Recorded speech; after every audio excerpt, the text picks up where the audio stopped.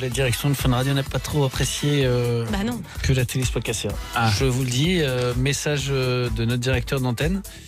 Nous allons vérifier les caméras pour voir ce qui s'est passé. Et si besoin, il y aura des représailles. Wow.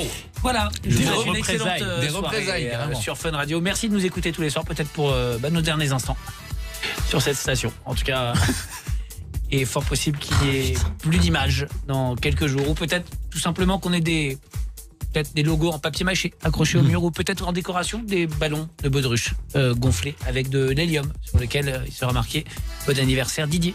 Nous aurons volé ça, l'anniversaire de Didier. On part se cultiver. Sur Fun Radio, c'est l'heure du On veut savoir.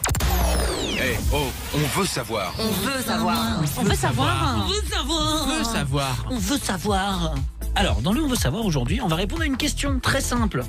On a un prof de littérature pour nous répondre. Et c'est toi qui te posais la question la semaine dernière. Ouais, c'est moi qui t'as posais la soulevé question. un truc, ouais. C'est vrai.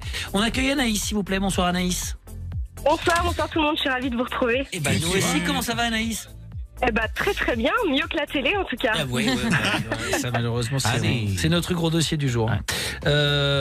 Alors, on s'est posé une question la semaine dernière, je crois qu'on l'a même posée en direct à l'antenne. Dans tout ce qu'on énumérait comme futur, on veut savoir. Et c'est tombé, et c'est vrai qu'on s'est posé la question, et finalement on s'est dit putain, c'est une bonne question. Pourquoi dans la langue française dit-on vexer comme un pou? Mais oui. Est-ce que tu as une réponse ouais. à nous apporter, Anaïs? Oui, et j'espère vraiment que les poux ne sont pas vraiment susceptibles parce que sinon ils vont être très vexés d'apprendre qu'en fait l'expression ne parle pas d'eux. Ah bon, c'est pas vrai? Oh, fiche. Non, ça parle pas d'eux. En fait, au Moyen-Âge, le mot pou, il se disait pouille, comme dans l'adjectif pouilleux ou le verbe épouiller. D'accord.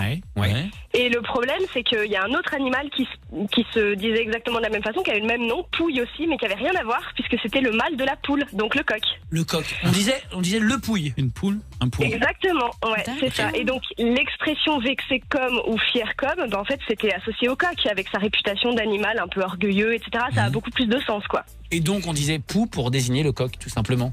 C'est ça, et on a fini par le remplacer par le pou, d'abord parce que le mot pouille, il a disparu, aujourd'hui on le dit plus du tout, on l'a remplacé par coq, et puis aussi parce qu'il existait déjà des expressions avec le pou, comme laid comme un pou ou sale comme un pou. Donc on s'est dit, allez hop, vexé comme un pou, ça passe, alors qu'en fait, ça n'a pas vraiment de sens, et qu'on ne connaît pas la psychologie du pou, si ça se trouve, ce sont des gens très ouverts à la critique, mais voilà, vexé comme un pou. Ah ouais, donc ça a été fait à l'arrache, quoi. Bah non, mais c'est toujours comme ça. Anaïs, tu vas me dire si je me trompe, mais c'est souvent comme ça dans la langue française, des expressions qui arrivent avec des noms d'animaux ou des noms, je sais pas, de villes, de n'importe quoi, qui évoluent avec le temps. On enlève une syllabe et puis finalement ça rentre dans le langage commun. On sait même plus d'où elle vient en fait.